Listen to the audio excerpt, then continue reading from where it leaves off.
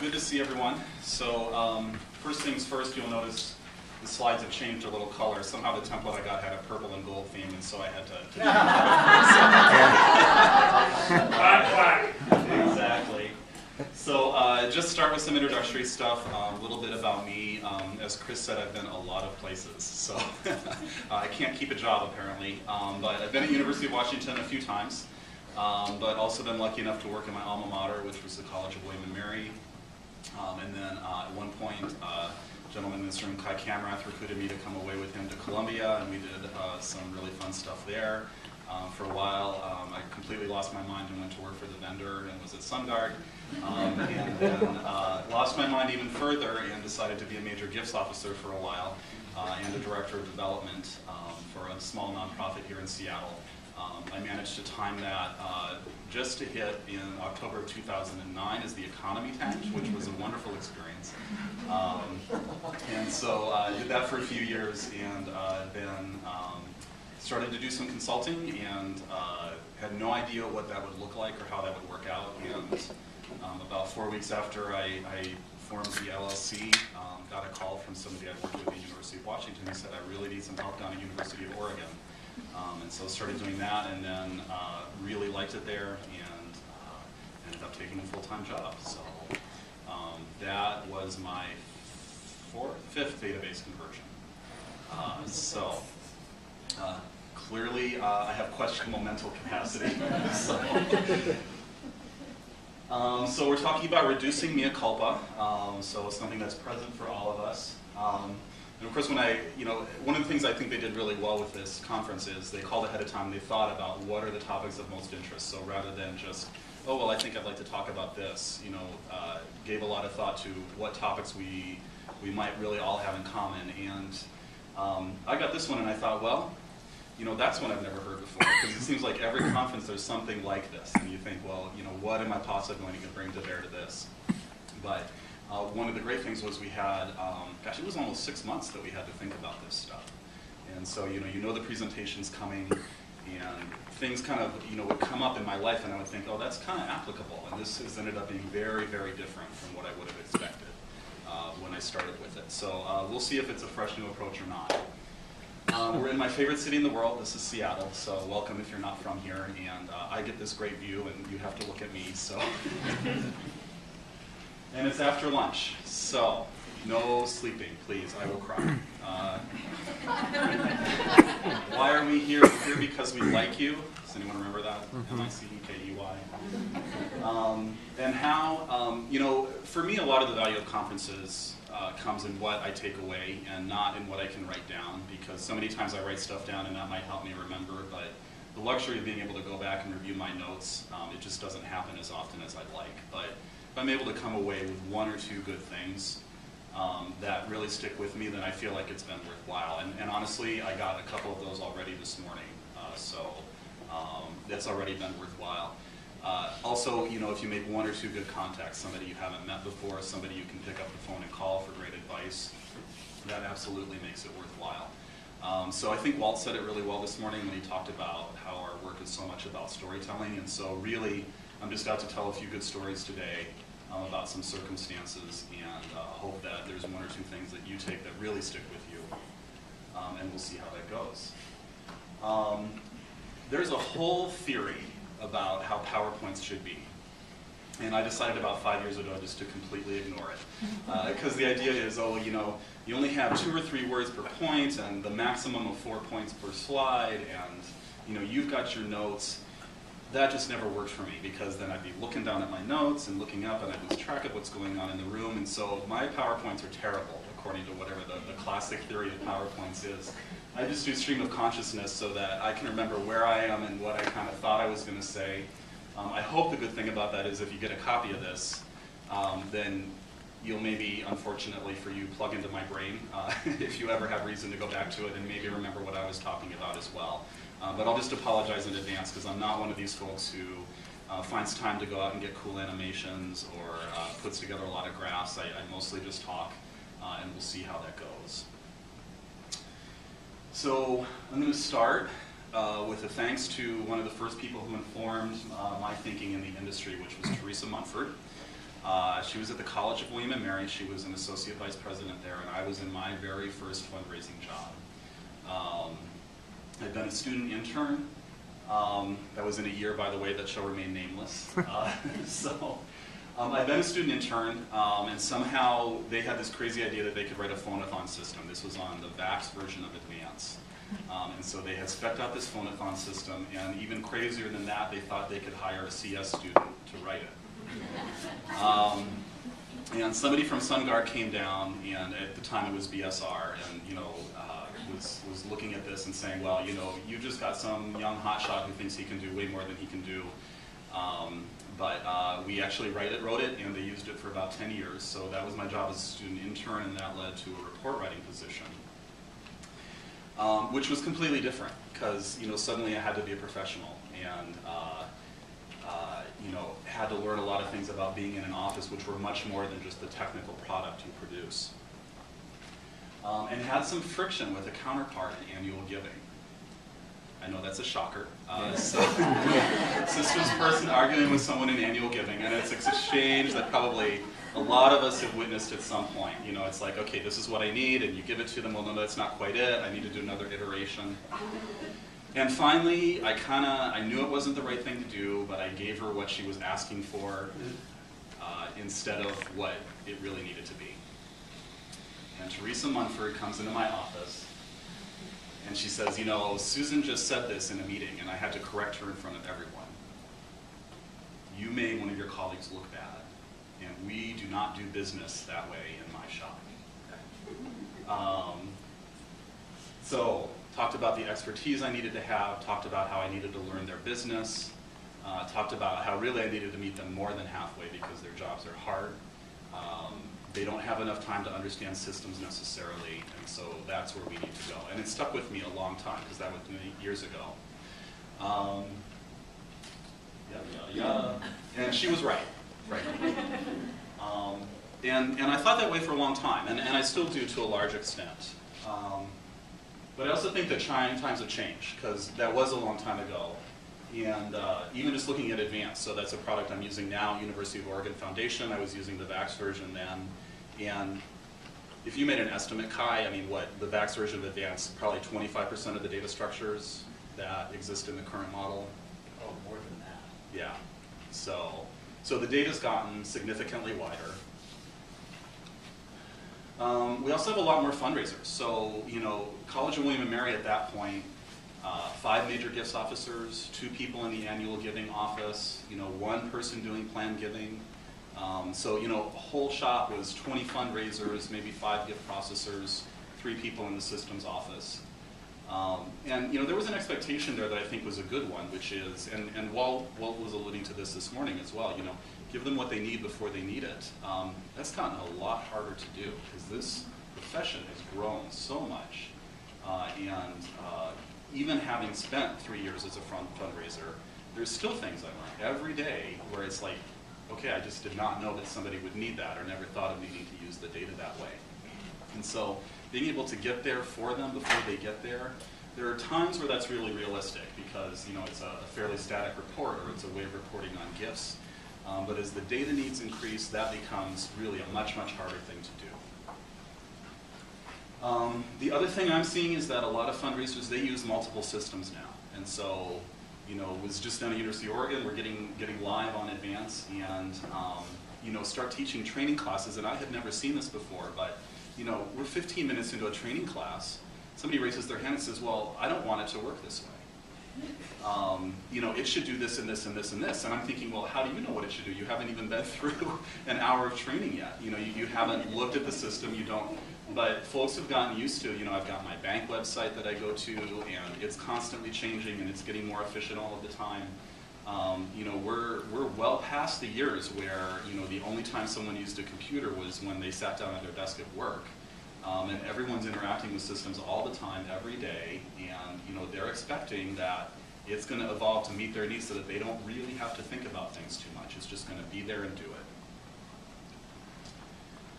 There's just a lot more number crunching in the world. We've got more data all over the place. We've talked about this a couple of times already today in the sessions I've been.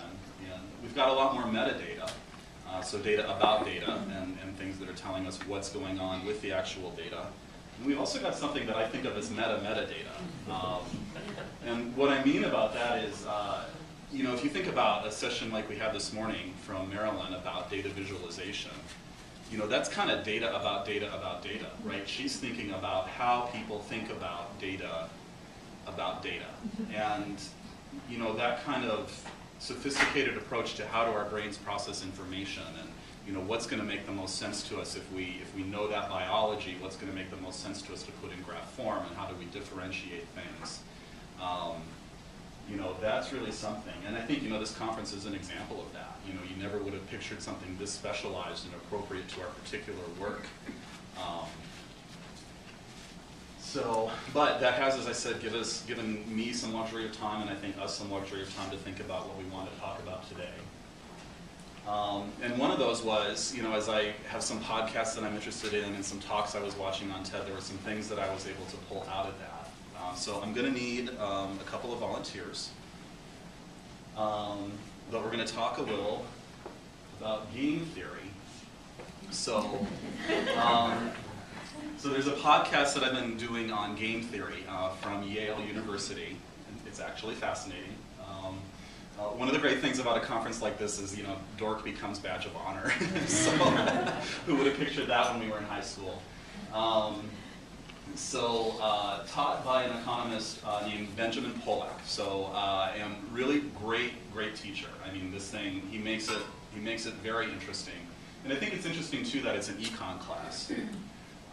Because you're actually seeing game theory pop up a lot of places. They're starting to use it in sophisticated simulations now and in ways to do predictive modeling that's a little different from just regression analysis and linear things.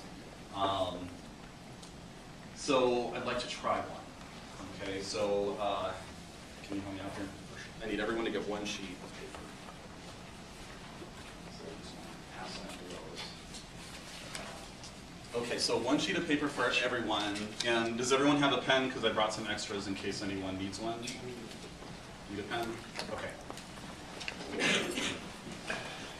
So Post-its may not be ideal for this, but we'll deal with the sticky bags.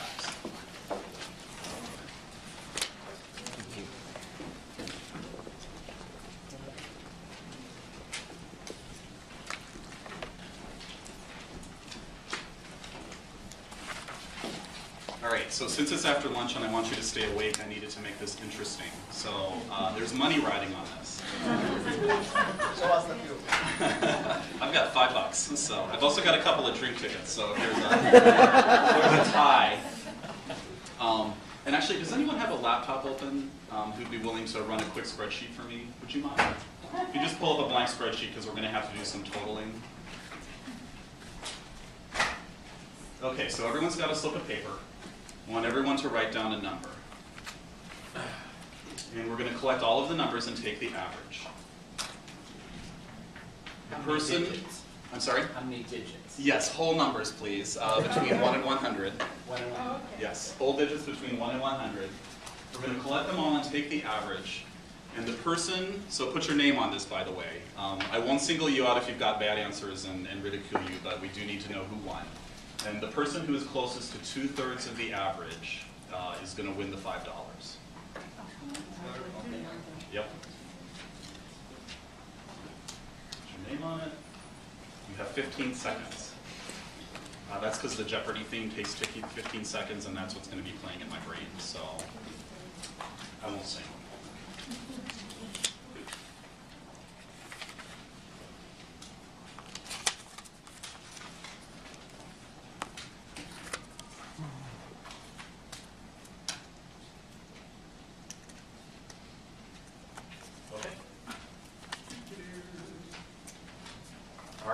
So, you want to hand papers in? And yeah, make sure you put your name on it if you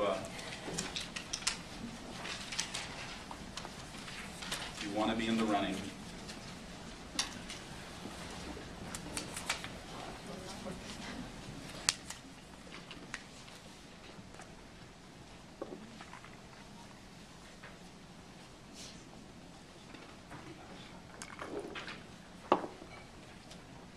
Some people fold these up like they're ballots.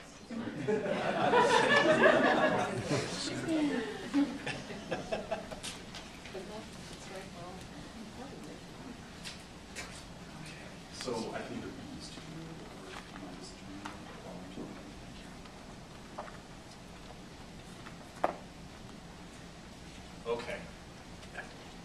So we've got some help going ahead and totaling the numbers and coming up with the average over there. So what are some common answers to this? And I find one of the most helpful questions in work as I'm trying to figure something out is, just a quick aside, what would have to be true for that to be the answer? Okay. You know, because a lot of times it's just like you're dealing with things where there's not necessarily any way to know, but there needs to be a way to interject common sense. And this question has saved me a lot of times. What would have to be true for that to actually work? I got that from a friend of mine who has actually been working at the Broad Institute for the last 10 years doing gene sequencing, and she has to manage 300 scientists.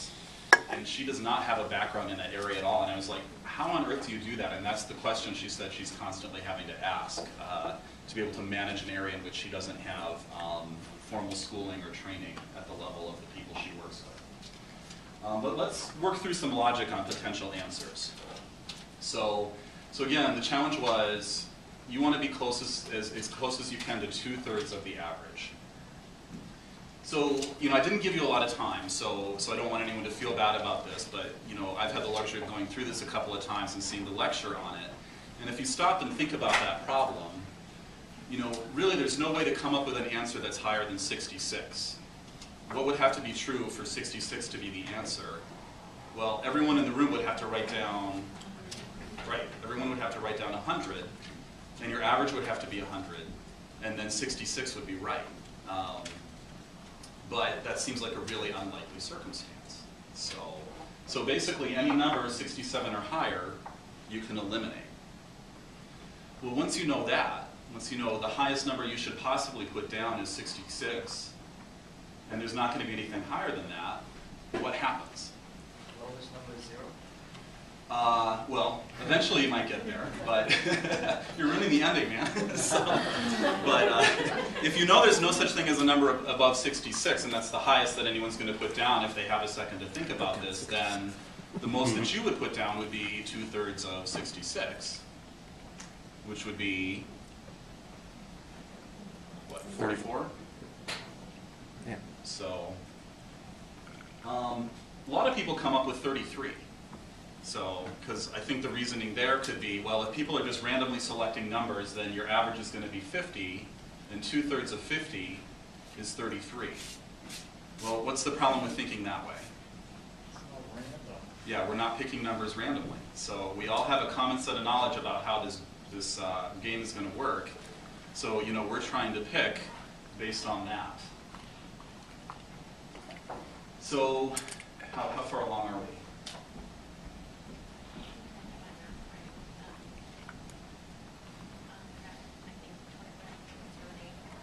25.78 is the average? Is it really? Okay. I did it right. 38. Okay. So in this room, 38.6 was the average, so 25.78, we'll call that 26. Thank you for your help. So, is it Kelly?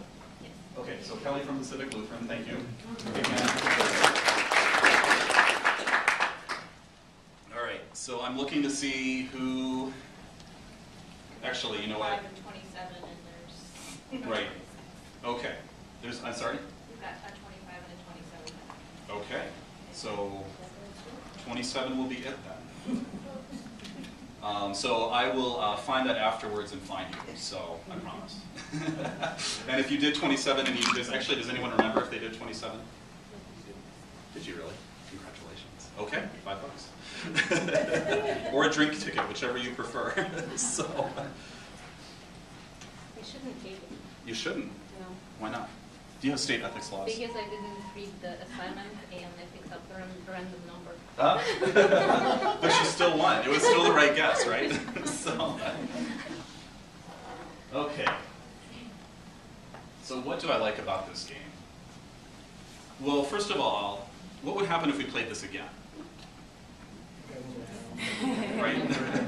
Because we all know the rules now, so we all understand how this works, and there's something that didn't occur to us the first time, maybe, or we didn't realize what we could eliminate.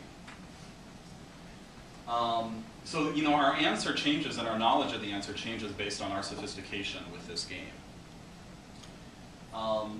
If we kept on playing, eventually we'd arrive at an ultimate answer, which I don't think would be 0, I think would actually be 1.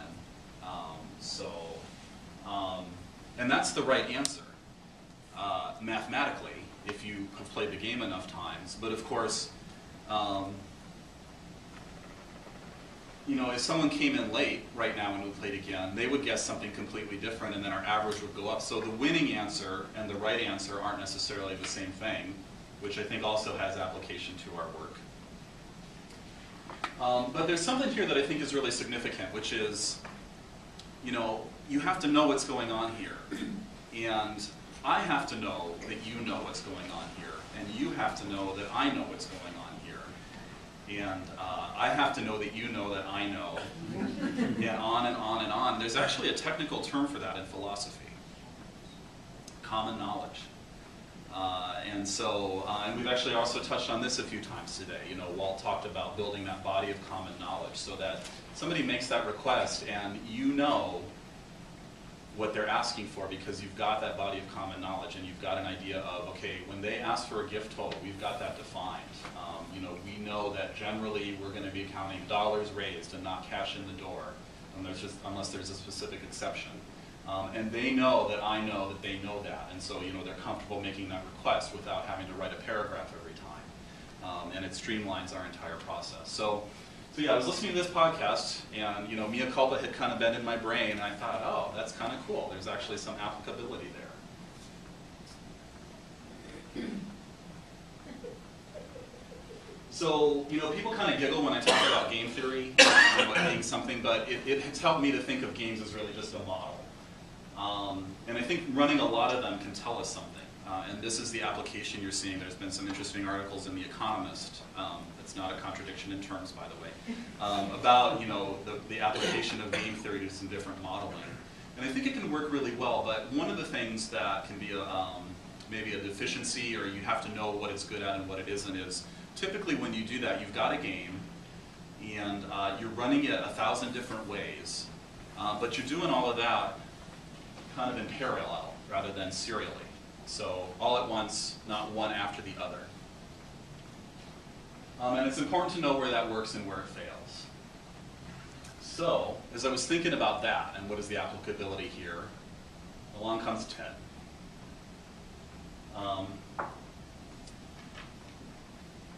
And talk from Tim Harford on the God complex. And what I found interesting about this was, he's an economist and a writer, who started to figure out how to apply data. And so many of the people doing great data analytics today are economists because that really gives them an interesting tool set to work with. And he studied what makes systems successful. So, did all kinds of work and all kinds of systems, not talking about computer systems necessarily, although he did look at some of those, but, hospitals and companies and political systems and things like that, and looked at, what are the common factors in success? And by far, that kind of led him to, this is a little bit of an aside, but led him to kind of tackle the idea of expertise as the way to solve problems. And this goes along with what I was saying earlier about problems having gotten really complex. It used to be that one person could kind of breeze into the room and just know what the solution was and kind of drive that through. But a lot of times anymore, you can't really do that. So, his basic theory, as he talks about the God complex that used to exist more, and I think, more and more is not necessarily going to work, is that our problems have gotten really large. And that expertise in an area provides you a lot of background and a way to think about things, but it also provides you with conventions and blind spots, and you get stuck in particular ways of thinking. And he takes on a lot of doctors in this, which as somebody who did some fundraising for the School of Medicine was kind of fun to hear. And a lot of our issues are too big for one brilliant person to solve. And I'm fully on board with what Walt talked about this morning about, I was affected when Steve Jobs died. I mean, I just, grew up with Apple computers. But the fact of the matter is, I'm not as brilliant as Steve Jobs. Big shocker there. But You know, I spent a lot of time learning this business, but I'm not necessarily somebody who can sail into the room and say, hey, this is the solution, this is the thing that's going to answer. Sometimes we all get there together after a lot of discussion and things like that, but it's not always possible to know, for me at least, exactly what someone's going to need before they need it. Also, a lot of times, even if you have a great solution and you deploy it, it's impossible to predict how people are going to react to that. Are they going to understand it? Is it really going to work in the way that you envisioned? Do you have that body of common knowledge where they're going to know how to utilize it? So, you know, as he's grappling with these issues, this is kind of the framework that he was building on, and the most important common element he found in successful systems was, what is the feedback loop like? So what is the process by which you actually gather meaningful input and let that inform your process? So he calls it evolution. I think in our line of work we'd be more likely to call it iteration. You know, so you come up with the best solution, you put it out there and see how it works.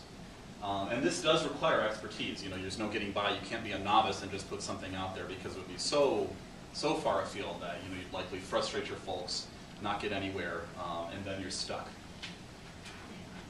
But see how it works and modify and upgrade with good, appropriate input. And you repeat that many times in some cases. So one of the pluses of this approach is that you're probably doing it anyway. It's just that we tend to view that as a failure, right? So get a report request, somebody fills it, they deliver it to the person, oh, you know, this isn't what I needed. And then we tend to view that as, well, I didn't properly understand their requirements, or I didn't, you know, I should have called them, or, and frequently they will reinforce that, right? You know, why did you get this wrong? Where, you know, instead maybe we should just view that as the first iteration. Scope change. Sorry? Scope change. Yeah, exactly. Well, and there is that, right? And that's the common response. You know, it's like, okay, you know, you didn't give me what I needed. Okay, well, you didn't tell me what you were actually asking for. Right? And this is just so far different. You know, an approach like this also gets more thinking around the table. And kind of brings people along for the ride. Because a lot of times people won't really be invested in or understand a solution unless they've been a part of the process to determine what's really going to work. Does mean that no one person has to know everything, and it opens the lines of communication. And I think intuitively we know that this is a good way to go, but we don't always act like it. I can't tell you how many times, you know, I'll be reviewing report requests, see what's come in that week. You know, and somebody will say, you know, actually I'm having a problem doing that one because I'm not sure what they meant by this. I'll say, what did they say when you called them? Well, I haven't talked to them yet. Okay, why don't you call them? So, and it's become such a broken record, but just constantly have to remind the folks reporting to me, hey, just pick up the phone. It's not that hard. Except that it is. And it's particularly hard after you've put something out there, because you're invested in that. You probably have spent a lot of time learning the profession. What someone asked for may not be what they were expecting. And you're having to ask, essentially, at some level, well, what did I do wrong? And maybe it's not anything you did wrong. Maybe you did do exactly what they had said that they needed. It's also worth asking about, what kind of culture does this take? You know, what is your organization like when there's a mistake made? You know, say some of the results of something get into something public, or, you know, somebody was asking for something at the last minute before they just get on a plane, and they don't have time for you to run it again. You know, what's their response like? And, you know, so, and, you know, the position I'm in right now, University of Oregon Foundation, I have probably had to think more about culture than I ever have in my career.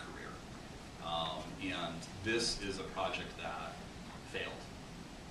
They bought a big database, they brought in consultants, spent a lot of money, gathered a lot of user input, and it just completely ran off the rails. A lot of that was because of culture. A lot of that was because of, you know, you have a foundation that's running the system, and there was a traditional gulf between foundation and development. a lot of misunderstanding of the other's needs, and a lot of well-intentioned people who were really trying to bridge that gap but just could not get past it. And then, had a lot of other factors at play, but I would have to say, and there's some people in the room from University of Oregon who were in the project at the time, and would you disagree with me on this? Probably the biggest contribution to failure, I think, is culture, as I've reviewed.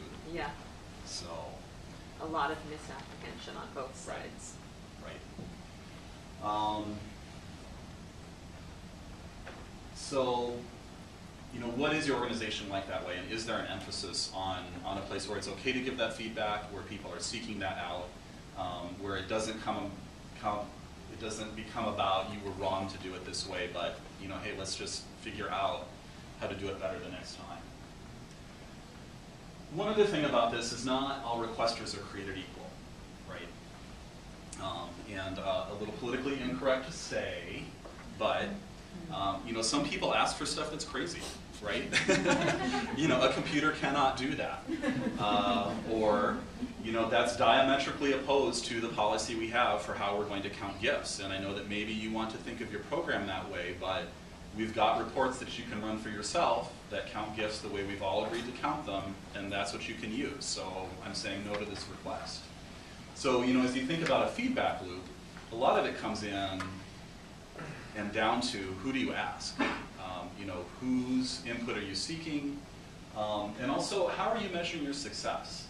Because a lot of times the measure of success cannot be, are there no more requests out there that anyone can think to make? A lot of times the measure of success needs to be, have we done our best? Have we satisfied reasonable requirements? Not, is this person happy? Because some of these people are never going to be happy. And you need to be willing to make that call and say, you know what? These are reasonable, this isn't. So these are the ones we're paying attention to. Here's where we're spending our time. What kind of time does this take? Well, it takes a lot of time, right? And this is a failure, I think, on both sides sometimes. There's always that, I mentioned it earlier, getting on a plane in 12 hours, I forgot to ask for a donor list of people that I might visit if some of my appointments fall through. I need people in these 3 zip codes who have giving above this level, but nobody who's already on this list that I requested 3 weeks ago, and I want it partitioned in this way and sorted with these 3 variables, and can you give that to me in 3 hours? And then you get a call when they come back from that trip, well, this list wasn't right. Well, that was a super complicated request, and you gave somebody 2 hours to work on it. And it goes the other way. Request is in 3 weeks early. You've got somebody really conscientious. Report writer doesn't start working on it until the day before. They find out that,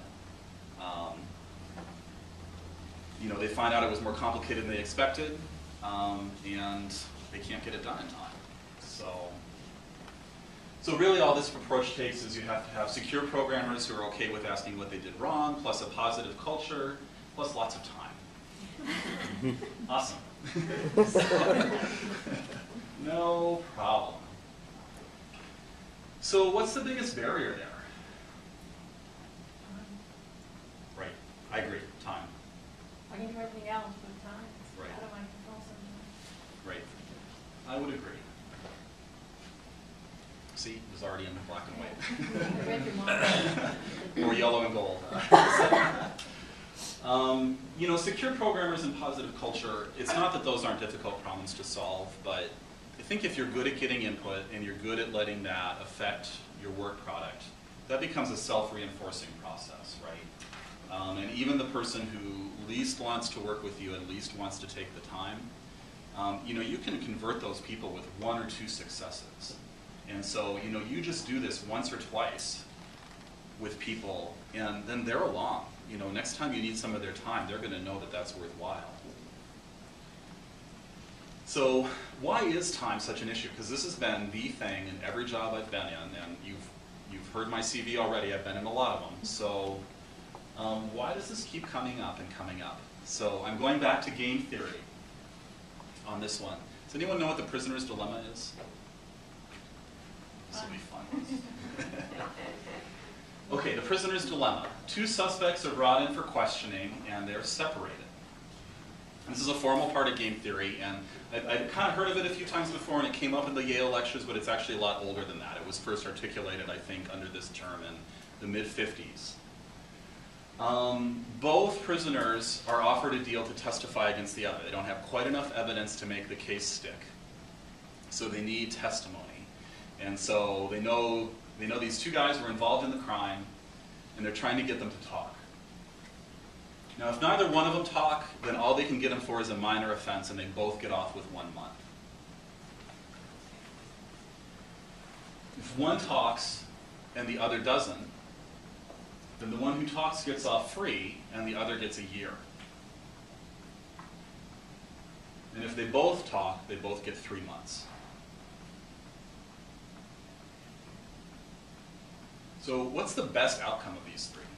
I mean, overall, if you're looking at both people, what's the least amount of prison time served for both of them? They both talk. No? Neither one. Neither talk. Yeah, if neither one talks, they both get off with 1 month apiece. But it doesn't work that way. What actually happens? We both talk. They both talk, or at least one does, right? So why does that happen? Because they want to be free. Well, they want to be free, but the other thing that happens is, you know, there's a logical part to this, which is I'm in a room separate from you. I have no idea what you're going to do. You might be silent, or you might talk, right? But no matter which one of those you do, I'm better off if I talk, right?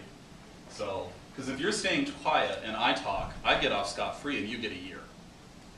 And if you're talking and I don't, I get a year. So if you're talking, then I better talk too, because then I only get 3 months. So this all seems like, you know,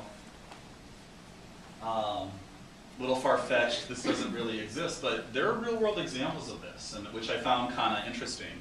But the basic point is rational decisions for one person can lead to irrational outcomes for the whole situation, for the overall circumstance or the overall system. So, because if you look at it logically, it's like, you know, if they knew they could trust each other and they could both be silent, then, okay, we'll each take a month, that's the best thing. But this applies a lot in economics in situations around competition and expenditure. So this can apply in an arms race, right? So, you know, two countries building up their military would be in the best interest of both if they could cut back on military spending, and we would particularly like it if they spent more money on schools and hospitals and other worthwhile nonprofit endeavors. But no matter what country X is doing, country Y is going to be better off if they continue to build their military, and so both continue to escalate. It can be the same way in advertising with companies. So, you know, advertising is growing to consume so much of our budget, but no matter what this other company is doing, I'm going to be better off if I continue to do all of this advertising and even increase it over time. And it can also come in with a shared resource. So something like fishing rights, okay? So, you know, we're gradually depleting the fishing stock here in this local area, and, you know, we would like to have some kind of a system where that doesn't continue to happen, but, you know, if everyone else is starting to fish less, it's still in my best interest to fish to my maximum ability, because I don't need to control my fishing anymore because they're all doing it for me. If everyone else isn't fishing less, then I had better get as much as I can while I can, so it's still in my best interest to fish as much as I possibly can. And this can be true with things like carbon emissions. You know, we've got an atmosphere, one atmosphere for the whole world, and it's in everyone's best interest collectively to reduce the amount of carbon emissions, but in no particular individual case does any one country want to be the one to take the hit there. So it's actually, and chores, that's my favorite, at home. You know, if my spouse or partner is somebody who will get frustrated and do the dishes, then it's never in my best interest to be the one who does the dishes. So, because if I do them, then they're going to get frustrated they're not done well enough and do them anyway, and if I don't, they're still going to be frustrated and do them. So individual fundraisers or departments are actually probably acting rationally. I realize that that may seem like a bold statement. So, having spent 3 years as a fundraiser, one of the biggest differences now is when I make fun of fundraisers, I actually do it with authority. That's fantastic. But many departments acting rationally for themselves when it comes to reporting resources and IT resources can lead to an irrational overall outcome, which is we never get enough time to work on some really great solutions because we're spending all of it doing ad hoc stuff. Right? And there's frequently no incentive not to request things that consume significant hours and resources. And this can be really difficult to achieve in an organization. But there's no reason for the head of donor relations to mitigate his or her requests because they know the head of annual giving is using all of this IT time, and even if the head of annual giving decides, okay, you know what, you've given me the speech a lot of times about how I need to give you some time and not make so many requests, so I'm writing my business plan for the year. We're going to get all of our stuff out of the way in a month at the beginning of the fiscal year, and then I'm not going to come back to you again. Well, then donor relations is saying, oh, finally it's my turn. And if annual giving is continuing to consume a lot of IT time, then donor relations is saying, well, I'd better get my requests in and make this happen. So either way, somebody's going to be stepping up and saying, it's my time to get what I need out of your department. Well, what's the way out of this? You have to change the game. Easier said than done, of course. If we look at the real world, when we think about things like carbon emissions or fishing rights, what are some of the things that people do? Well, they'll have treaties. Okay, we're all going to reduce emissions by this amount. How well does that work? It doesn't, basically. You can do tariffs. We're in an unfair competition situation, so we're going to levy this money on your good to try and raise the cost and make things a little more fair. But then they just raise the cost on some of your goods, and so again, it doesn't really work. You can try and do things like licenses. Okay, you're allowed to get this many fish, for this amount of time, and that might work a little, but ocean's a big place. You can't really necessarily control what people are doing there. And we see that in our work as well. It's like, oh, well, I'm not going to go through the official request system, but can you just backdoor this one for me?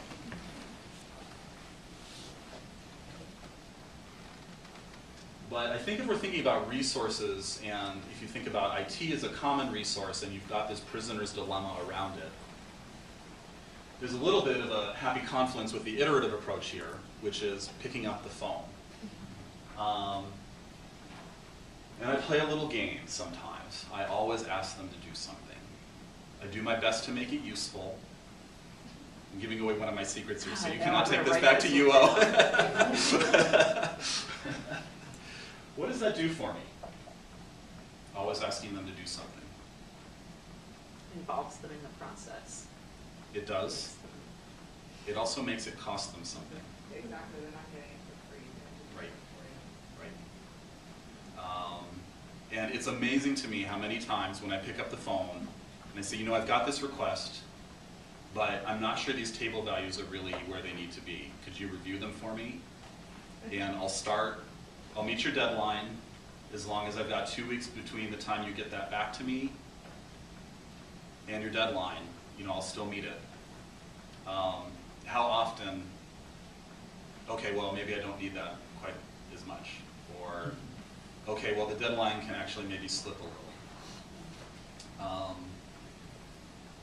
The reason I do it this way is, it's the easiest for me to do at my level, barring your vice president coming down and saying, and your VP can't be involved in every single resource decision. You've got to have a day-to-day way to operate.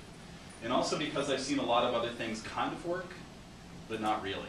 I can't count the number of times I've seen it said in organizations, okay, we're going to write our plans for the year, and you have to clear in advance how much of the central IT resource you're going to use, and that's the time we're going to give you, and that lasts about 3 months, and then you're right back where you started. So that doesn't seem to work.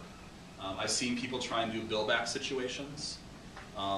In my experience, that just leads to shadow databases and extra systems because people say, well, why should I pay for this? Because I could just do this myself, so I'm going to download a bunch of the data and start working from my own system. So I don't think that's a good solution. But this has been a really simple way that I just visit a little bit of the cost back to people. It does take them along for the ride. So it's not just a game, it's not just a manipulation that I'm doing, because it helps them understand the complexity of the problem. I always give them something that's related to what we're working on that day. It's like, okay, I need this verified, or I need you to come in and talk to me for 15 minutes about really the nuances of what you're asking for here, or, you know, I think this is different from the policy that we've got in place here. I'm going to need to get permission from somebody. Could you help me write an exception? You know, some of that's kind of made up. It's not like we have a formal process for, oh, well, there's an exception to policy, so it has to go before this group. But it's just my way of making people spend a little bit of their own time before they get some of the group's time. And I'm not trying to preserve the group's time so that they can go on coffee breaks. I'm trying to preserve the group's time because there is a real cost to this stuff. It's just not apparent sometimes to the people who are making the requests. And if it becomes apparent, then their behavior changes. But it also buys my group some time to do those really innovative, interesting experiments and things that are going to lead to long-term solutions that make the system better for everyone. And that's in everyone's collective best interest. Other ways to do this? I'm working with a really great VP of development right now. And I would say more than any other VP I've seen, and know I've been a part of some amazing organizations, and so, you know, no disrespect to anyone else I've worked with, they've all managed this differently, but this guy has a better understanding of data, I think because of when he came up through development and some of the work that he did, better intuitive understanding of data than I've ever seen in a senior development person. And we went live July 1st, and when we went live, he did something that I had not seen before, and honestly, I initially resisted. He said, I want all development requests to go through this person. And I think, and this is kind of one of the gifts that I got out of putting this talk together, I had never really understood that what he was doing in that circumstances, he was rescuing me from the prisoner's dilemma. He was saying, unless this person says it's important enough to work on, I'm buying you some time to catch up on all that work you didn't get done during the conversion. And I think, and I'm sure he wouldn't even know what the prisoner's dilemma is. I think he just had an intuitive understanding of resources and that constraint and what needed to happen for us to take the system to where it needed to be and buying us that headspace. And incidentally, he is part of a different organization. So I'm in the foundation, we run the system, we invest the money, we process the gifts, and we run the database. But that goes back a little to the positive culture I was talking about earlier. He's not doing this as my problem to solve, he's doing this as our problem to solve. And he's viewing this as, I am protecting my long-term resource. And so when we talk about, we had a conversion project that basically completely failed, you know, it's somebody who's willing to be forward-thinking like that and say, hey, this is the way that this needs to work, that solves that cultural problem where now, okay, we're all in this together and we're just trying to find the best solutions we probably possibly can. So that's another way that that can happen. You know, you can have a senior person who takes that level of interest and has that level of understanding. Not always that lucky, unfortunately, but knowing how rare that is, I certainly am glad to know that I'm lucky enough now. So some of my hoped-for takeaways from today. Number one, I loved having the chance to use sort of that growing wealth out there of real-world thinking on some of this stuff. There's just never been a time where data gets as much attention as it does now, and there's all kinds of great resources out there and great talks and great ways to think about things, and it was really a treat to have something to kind of research and look into and be able to think about some of these topics. Going back to the first game that we played, realizing that the correct answer evolves as your organization becomes more sophisticated. I think that's a really important thing to keep in mind as we look towards common solutions. I think we can help that evolution along, though. One of those ways is making it okay to make mistakes in your organization, and this goes both ways too. You know, make it okay for your folks to ask what could have been better. Make it okay for them to have made a mistake. Make it okay for somebody to make a mistake when they ask for something. You know, this is what I needed, and oh, wait, I forgot to ask for this. Okay, you know what, we all do that. We'll see what we can do to still get that to you on schedule. Because a positive culture really does have a tangible impact. It's a lot nicer to go to work, but it has a productivity impact as well. Realize that good solutions take time. and then try and buy yourself some by making it cost them something. So, thank you. Questions or thoughts? Or I've got 4 more minutes. Jamie. How do you know, I know that we talked about this in terms of this geared toward like, reporting and maybe some of the normal day-to-day production type things we're dealing with. Mm-hmm. How do we take and apply this to some of the more IT type projects that are related to development of programs and reporting tools and things like that? Because there we're always going to be dealing with some sort of software development life cycle type of approach. I mean, so Right. how do you do the same thing on your IT side of the show? Right. Well, I think that's a really good question, because I think one of the key differences there is it's not really realistic to deploy Advance, go through your whole conversion process, ask what works about it and what doesn't, iterate it, and then redeploy. It's way too big of a project to do that. But I think in the bigger projects there are individual elements that can be deployed ahead of time. And so how does this work as a home screen? What should we adjust there? How does this work as your weekly fundraising report? What's not in it? As the monthly fundraising report, how does this work? Or, what are the 3 output formats that you use most frequently if we're writing a brand new reporting system or trying to completely upgrade that? And so, you do have to kind of be smart about, what is realistic to ask for input on, and then what isn't. I don't really care what any of my end users think about which is the best database system to use, because you know what, that's where I'm supposed to be the one. It's where the process that I'm doing meets, kind of their business that, this is really the approach, I think. Yes? Good question. Some organizations require report specs to be signed off. Yes. And what is your opinion about that? I guess maybe it's contextual, but I'm curious to know. I think that can be helpful because it can be a form of resource control. It can keep somebody from filing 20 requests. But I think if somebody's doing that, you can always just decide, what, I'm just not going to do those until I talk to this person anyway. And I think that's a better way to go, frankly, because then you get a chance to find out, okay, what is it, half of those might be things they could run for themselves, or, there might be a training gap there, or, it's an opportunity for you to know, what, the system just doesn't handle this thing that you really need to do. And I think the fewer filters you have between you and end users who actually have to make use of the data, the better off you're going to be in really knowing, okay, how do we get there, in my opinion. One thing I have seen work really well that I kind of like is if you want to make an emergency request for anything 3 days or less, you have to have your boss sign off on it. So you have to explain to them first, why you forgot to order your invitation list at the same time you ordered your invitations. Even that though, it sounds like a really fun solution, but that can kind of increase the snark factor a little, which I'm not sure is ever in anyone's best interest. So.